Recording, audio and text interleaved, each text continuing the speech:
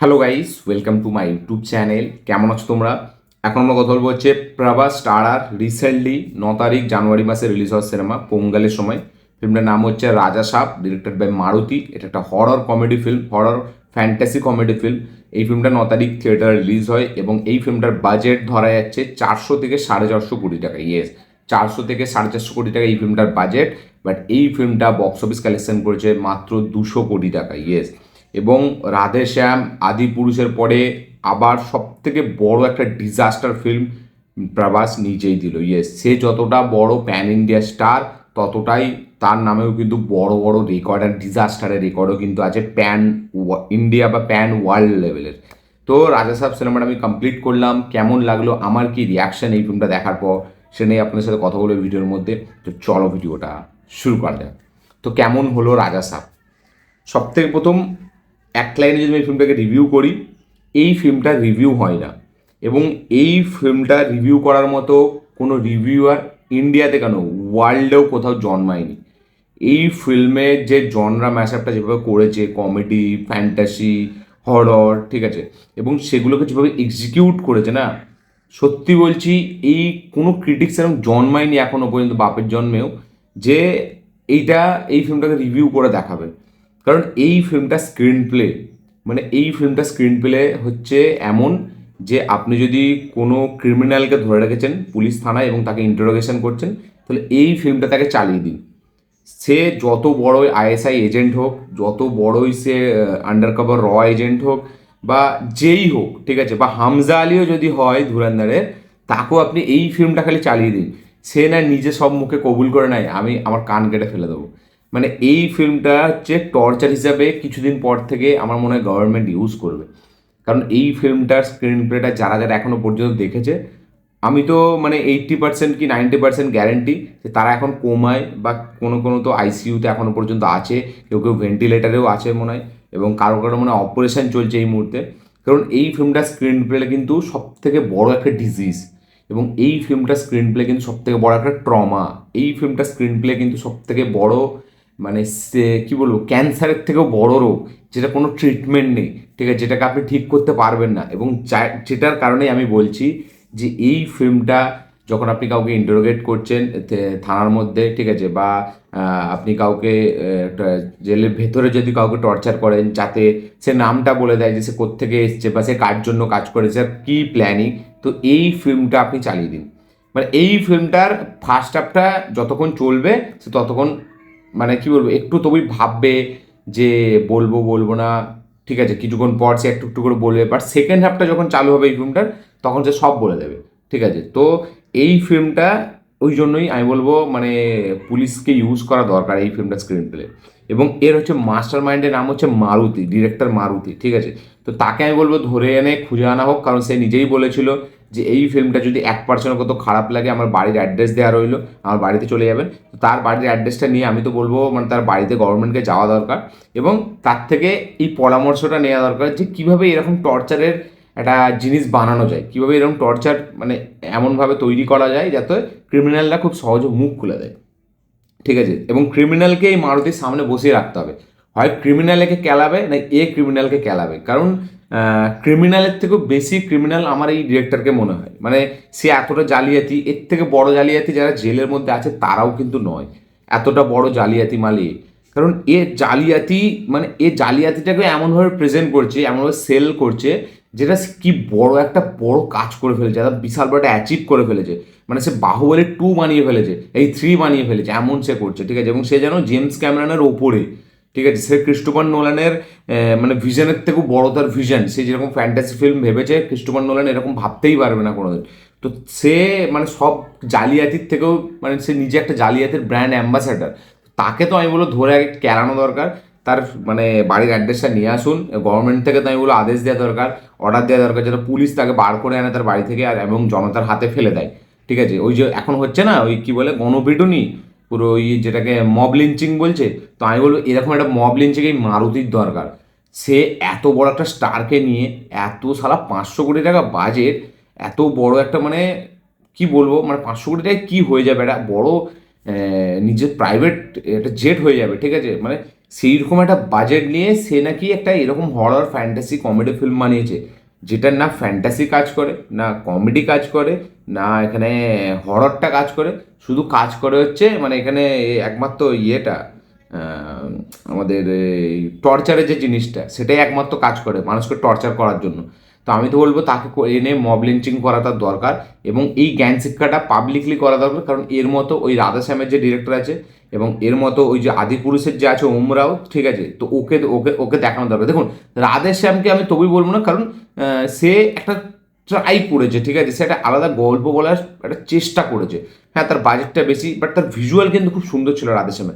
But এই আদিপুরুষের ডিরেক্টরকে দেখানো দরকার, ওম রাউতকে, ঠিক আছে, এবং এই মারুতিকে, তাদের এই মব লিঞ্চিংয়ের ভিডিওটা ওম রাউতের কাছে পাঠানো হোক, এবং তাকে বলা হোক যে এরপর থেকে যদি এত বড় স্টারকে নিয়ে এরকম লেভেল অফ বাজেটের ফিল্ম যদি ইন্ডিয়া থেকেও বানানোর চেষ্টা করে, প্রভাসকে নিয়ে অন্য কাউকে নিয়ে এক্সপেরিমেন্ট করছে প্রথমবার, ঠিক আছে ভাই, আমি মেনে নেবো। যদি প্রভাসকে নিয়ে বানানোর চেষ্টা করে তার সাথে এরকম হবে, কারণ প্রভাসের মতো বড় স্টার সত্যিই খুব কম আছে ইন্ডিয়াতে। শাহরুখ, সালমান এখন মানে তারা আছে, সালমানকে তো বাদ দিন, সালমানকে সরেই যাই আমি সালমান খানের কাছ থেকে। শাহরুখ আছে এই মুহূর্তে, প্রভাস আছে, আল্লু অর্জুন আছে, মানে প্রভাসের লেভেলের স্টার আমি তার কথা বলছি, মানে সে যেরকম লেভেল অফ বক্স অফিস দিতে পারে আমি তাদের কথা বলছি। আমি বলছি না যে মানে এইদিকে ঋত্বিক রোশন কম বড় স্টার, এইদিকে অক্ষয় কুমার কম বড় স্টার, আমি বক্স অফিসের দিক থেকে কথা বলছি। মানে একটা প্রভাস যে বক্স অফিসে এনে দিতে পারে সেই মুহূর্তে এখন পর্যন্ত দুজন আছে, দু থেকে তিনজন আছে। আল্লু অর্জুন, এসআরকে, আল্লু অর্জুন এবং ইয়াশ, এরা তিনজন আছে, ঠিক আছে। রণবীর কাপুর, আমি, হ্যাঁ, আপনি একে ধরতে পারেন না, এই ধুরন্ধরকে ধরা ঠিক হবে না, কারণ ধুরন্ধর রণবীর সিংয়ের জন্য চলেনি। তো এই দুজনকে আমি ধরতে পারি মেন, প্রভাসের টাইপ অফ একটা ফলোয়িং, ঠিক আছে, এবং তার মতো বক্স অফিসে দিতে পারে। যদি এখন দেখতে গেলে পুষ্পা 2 সব থেকে বেশি আছে এই বক্স অফিসের দিক থেকে। বাট এই মব লিঞ্চিংয়ের ভিডিওটা উমরাউতকে দেখান এবং বাকি আরও ছোটো ছোটো ডিরেক্টরকে দেখান যারা এরকম খাপ নিয়ে আছে যে প্রভাসের সাথে তারা কাজ করবে, চাইটাই একটা স্টোরি দিয়ে, এবং তারা ফেম পেতে চায়। তো আমি বলবো এইখানে করা দরকার, কারণ মারুতি মেরে 800 করে দেওয়া তাকে দরকার, মানে অল্টো রোড নিচে তাকে চাপা দিয়ে দিতে দরকার। সে শালা এরকম স্ক্রিন প্লে লিখলো কী করে, এবং সেটাকে মানে কীভাবে মানে মানে কি বিলিভ অ্যাকসেপ্ট কী করে করালো আমি বুঝতে পারি না। এটা প্রভাস কি দেখে কিচ্ছু বুঝতে পারলো না স্ক্রিপ্টটা শুনে? মানে এটা এটা এই ফিল্মটার বাজেট 10 কোটি টাকা হার্ডলি, ঠিক আছে। মানে আমার মানে ওই ফ্যান্টাসি যাই আমি ধরেছি, যে জিনিসপত্রগুলো দেখাচ্ছে পুরোটাই ভিএফএক্সের কাজ, পুরোটাই সিজিআইয়ের কাজ। আমি বলি এতে 450 কোটি টাকা লাগলো কী করে? এবার যে প্রভাস নাই 150 কোটি টাকা নিয়েছে, আমি খুব জোর হলে ভাবছি বাকি এখনও রইলো 300 কোটি টাকা, 400 থেকে 450 কোটি টাকা। 300 কোটি টাকা কাকে দিয়েছে? তিনটে মেয়ে, তাদের তো ওইটুকুই রোল আছে, এইটুকুতে এক কাপ চিনিতে, এক কাপ চায়েতে যেটুকু চিনি থাকে, ঠিক আছে। সঞ্জয় দত্ত, সে তো পুরোটাই ধোঁয়ার মধ্যে ছিল, তাকে তো মানে লাইভ অ্যাকশন কাজটি করা হয়নি, তাকে বোতলে ঢুকিয়ে খালি উড়িয়েছে, ঠিক আছে, সে এরকম একটা টাইপ।